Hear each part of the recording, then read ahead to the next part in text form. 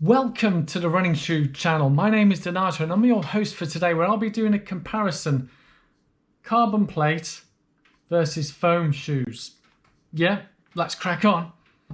So yes guys, a very warm welcome to the Running Shoe channel. As I mentioned, my name is Donato and I'm today's guest for this comparison of my shoes of where I'd ran carbon plate and foam.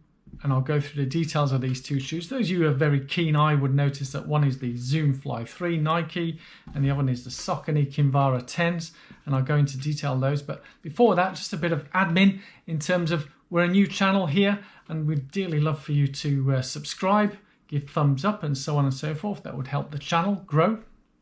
We are new here and we're just getting started, so I'd love to hear your news and views of what you'd like to see on this channel and leave it in the comments below. But without further ado, let's do the comparison of these two. You see what I did there? Without further ado, let's do a comparison of these two. I'm a poet and I didn't know it. Anyway, some of you may run in these, race in these. These are the Nike Vaporfly 3. Yeah, and some of you may race and train in these. These are the Saucony Kinvara 10s. So I'd love to hear from you in the comments below. Do you run in any of these, train in them, race in them? What type of running do you do in them? But what I'm going to do is a quick, I say quick, maybe a couple more minutes, a scientific review of two races that I'd done last year, at the end of last year in November. Two half marathon races, and they would naturally be the same distance, where I raced the first half marathon in these shoes, and then I raced the second half marathon in these shoes. And just to give you a bit of a background in terms of the racing that I'm doing and my level of fitness, I recently, I say recently, obviously with all this pandemic that's been going on, it's probably an eternity, but it was about 8 months ago where I qualified for the England Marathon Masters team. So I'm running, I guess, for my age, at pretty top level. So when I'm racing half marathons, I'm going for flat out PBs, all that type of stuff. So I'm racing them hard. I raced both races at the same effort I did go through in terms of my Garmin reviews and stats. And the first half marathon race in these was the Gdansk half marathon, where there was a 70-meter elevation gain. Now the time that I completed that half marathon is 1:26:21. Yeah, and the Garmin had recorded 21.29 kilometers. Yeah, so little over half marathon distance. And in that particular race in my age, I think I came in third for my age category, which is the 55 to 60. But anyway, so this had carbon plate, and that was my first half marathon race, and that was on the Sunday. So a week later to the day, I then raced the Silverstone half marathon, which is claimed to be the flattest half marathon in Britain. But according to my Garmin, there was an 83-meter elevation change. So more ups and downs than the Gdansk half marathon. It was a week later. Yeah, so for those of you, if I need to explain the science here, if I've raced hard, the second one, I would be more tired, fatigued. I would have had to recover, and because of my age, I'm not instant recovery. So you would think I'd be more tired, would have ran slower. I actually, in these, ran a time of 1:25 and 12 seconds. So almost a minute and a half quicker, which for half marathon distance is a considerable amount of time. And also the distance that was recorded on my Garmin was an extra 10 meters, 21.38 meters. But that's neither here nor there. They're both measured correctly, the distances, and those were the times on my Garmin. So I guess that's a surprise to you that the foam for me was faster than running in a carbon plate. Does that give us any scientific conclusion?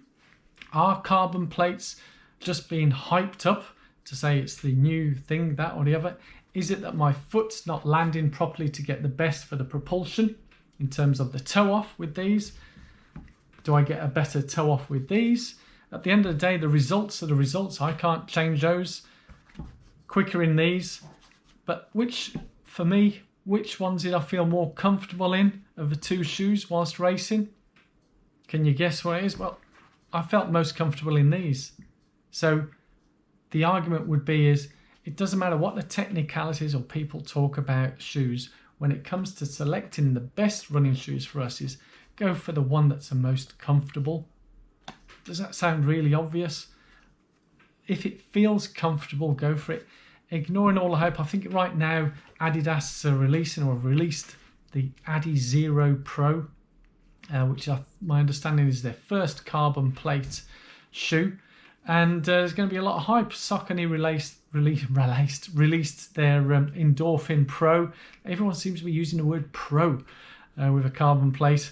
And that's sold out. The Alpha Fly Nike carbon plate and the Super Mario little boosters underneath as well, that's sold out. So no doubt this Adi Zero will sell out. But yeah, so for me, it's all about comfort. I have to stress I had tried out and I had done a quick sort of review over on my personal channel with the Nike Zoom Fly Next Percent. And my views is I think the foam helps a lot more than the actual carbon plate. Yeah, that's just my view. What's your views? Do you race in these types of shoes with carbon plates, without carbon plates? How do you find these particular shoes? So my question today to you is, are you racing in carbon plate shoes only or foam? What do you prefer? Have you tried both carbon plate and foam? Which do you prefer, both for racing or for training? Would love to hear from you guys, and thank you so much for watching. Yes, my name's been Donato and I've enjoyed here sharing with you on the Running Shoe channel, and I look forward to seeing you guys in the next video. Thank you so much. Bye bye.